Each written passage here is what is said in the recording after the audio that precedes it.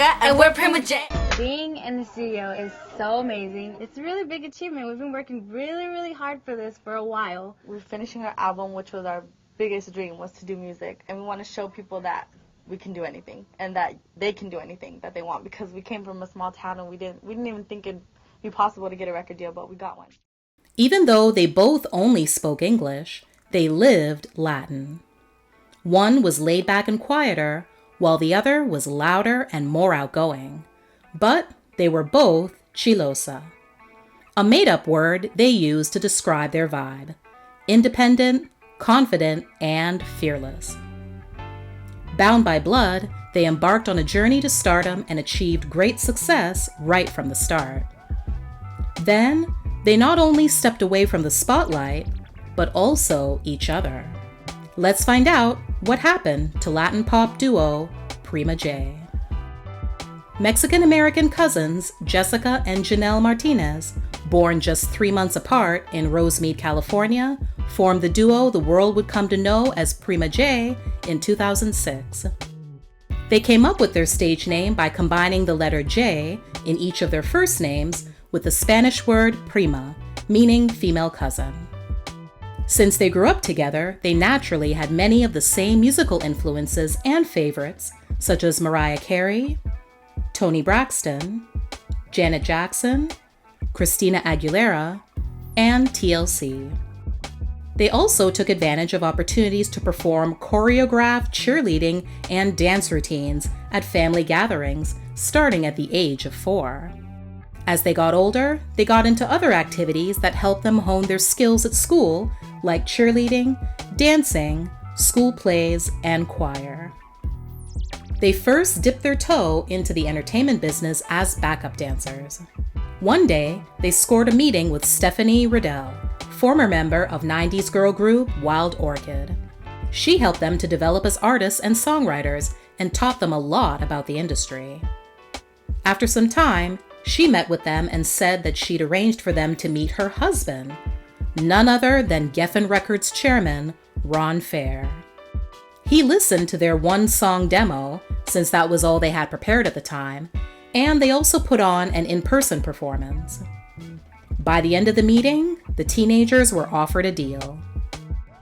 In the beginning, it was difficult getting music industry executives to understand and accept the girls for who they really were.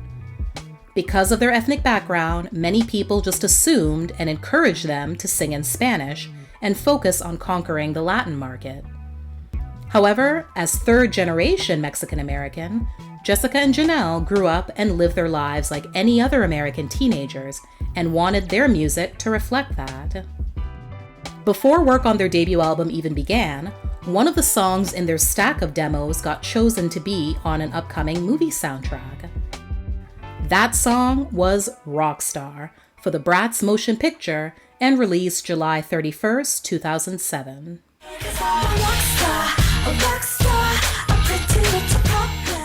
It created instant buzz for the duo without any promotion. The ladies also made a brief appearance in the movie.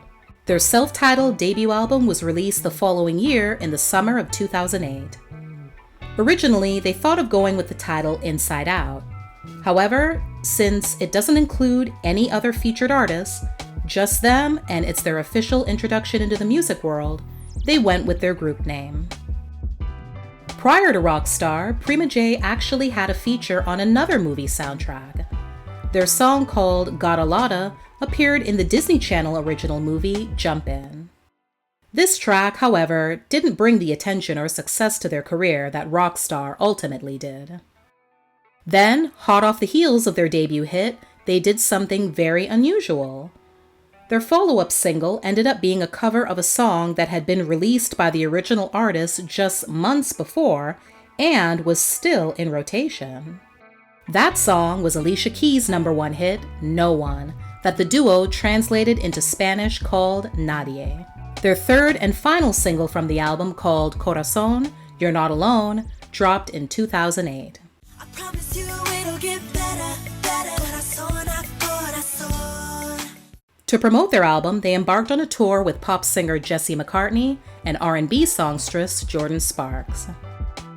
Prima J's reality show on Latin television channel Mundos, now Universo, called Inside Out, debuted April 24, 2008. The show takes fans on their journey from their humble beginnings to real-life rock stars. Then, nothing more was heard from the duo for the next 8 years.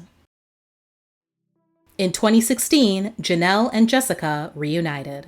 They came back with a bang as hosts of their own Dash radio show, appropriately called The Comeback.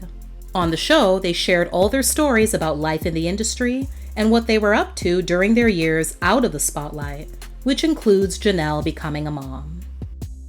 They also took it a step further and created a video diary series of the same name that can be seen on their YouTube channel. They did mention in the series that during their 8-year hiatus, they didn't speak. There wasn't a reason given as to why. They finally made their musical comeback when they released the single Ladies in March 2017. After that, their comeback came to an abrupt end, which probably had a lot to do with Jessica's pregnancy. The next thing their fans heard from them was an announcement on their Instagram on July 31st, 2020, about an unreleased track called Dance that they had just dropped. Today, both Jessica and Janelle both seem to be on a more laid-back path, and for now, music doesn't look to be a priority. Jessica's even labeled herself as half of former pop duo Prima J on her personal Instagram bio. They do, however, appear to be enjoying each other, family life, and connecting with their fans online. Thanks for watching. Please like, share, and comment. Also, don't forget to subscribe and turn on your notifications so you won't miss any future videos. See you next time!